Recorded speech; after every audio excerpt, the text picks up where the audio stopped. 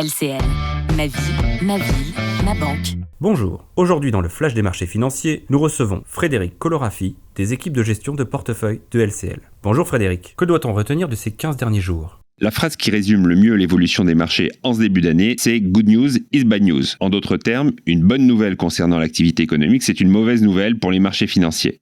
C'est une notion qui peut paraître assez contre-intuitive pour les investisseurs, les moins avertis. Pour autant, les bonnes statistiques aux États-Unis, ce sont autant de raisons qui poussent les intervenants de marché à convenir que les baisses de taux de la part de la Réserve fédérale américaine seront repoussées dans le temps ou devenir plus hypothétiques. Ces bonnes nouvelles, quelles sont-elles ? Elles sont nombreuses, mais on peut en citer deux particulièrement impactantes pour les marchés. D'abord, un chiffre d'activité dans le secteur des services, un secteur qui pèse près de 2/3 du PIB américain. Ce chiffre d'activité est ressorti bien au-delà des attentes. L'ISM des services aux États-Unis a accéléré au mois de décembre et sa composante prix surprend à la hausse. Autre bon chiffre qui témoigne de la résilience de la santé de l'économie américaine, c'est l'emploi. Le rapport sur l'emploi du mois de décembre fait état de création de postes bien au-delà des attentes.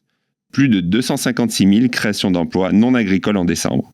Le taux de chômage rebaisse à 4,1% de la population active au mois de décembre.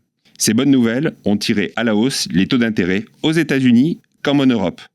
Le 10 ans américain a dépassé les 4,8% la semaine passée, alors qu'ils évoluaient autour de 3,60% en septembre dernier. Le 10 ans français a dépassé les 3,45%. Cette hausse des taux a un impact direct sur les marchés, car la hausse rapide des rendements participe à un renchérissement du coût du crédit et à une augmentation du coût de la dette pour les États. Pour autant, ces taux ont reflué sur la deuxième partie de la semaine, et les marchés ont rebondi sensiblement à l'image du CAC 40 qui s'octroie 3,75% la semaine passée. Les raisons ? Des chiffres d'inflation légèrement moins forts.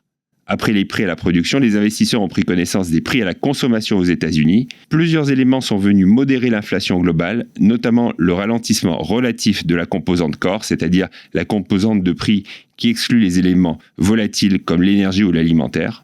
L'indice des prix à la consommation aux États-Unis affiche une hausse de 3,2%, au-delà des 2% souhaités par la Fed, mais au-dessous des attentes. Les investisseurs ont considéré que cette nouvelle constituait un signal encourageant pour la Réserve fédérale américaine. Ce chiffre d'inflation laisse ainsi à penser que le cycle d'assouplissement monétaire n'est pas interrompu.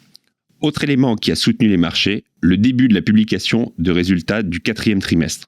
Certaines bancaires outre-Atlantique ont publié. Pour l'heure, la dynamique est particulièrement porteuse dans ce secteur.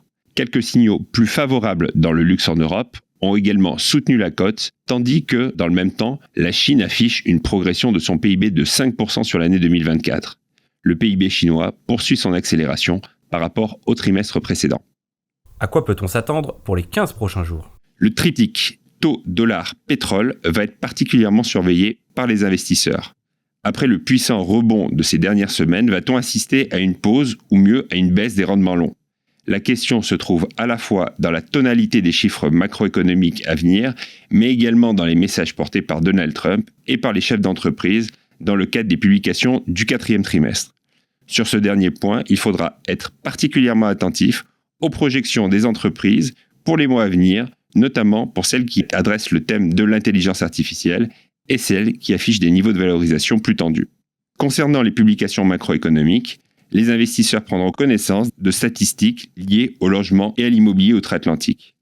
Ce sont des indicateurs importants à suivre eu égard à l'impact de l'immobilier dans la construction de certains indicateurs de prix et de l'évolution des taux.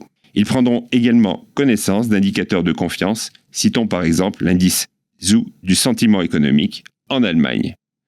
Sans oublier que Donald Trump est désormais à la tête des États-Unis, beaucoup de sujets méritent d'être clarifiés. Ils concernent à la fois la fiscalité des entreprises, les taxes à l'import, l'immigration, la déréglementation de certains secteurs et les sujets autour de la géopolitique. Par ailleurs, les baisses de tensions géopolitiques au Proche-Orient restent un facteur de soutien complémentaire aux marchés financiers. Enfin, le 29 janvier, la Réserve fédérale américaine annoncera ses décisions de politique monétaire. Même si aucune modification n'est attendue en janvier, le message porté par le président de la Fed constituera un indicateur pour déterminer le timing des futures baisses de taux. Merci Frédéric pour cette analyse. Nous nous retrouvons dans 15 jours pour un nouveau flash des marchés financiers.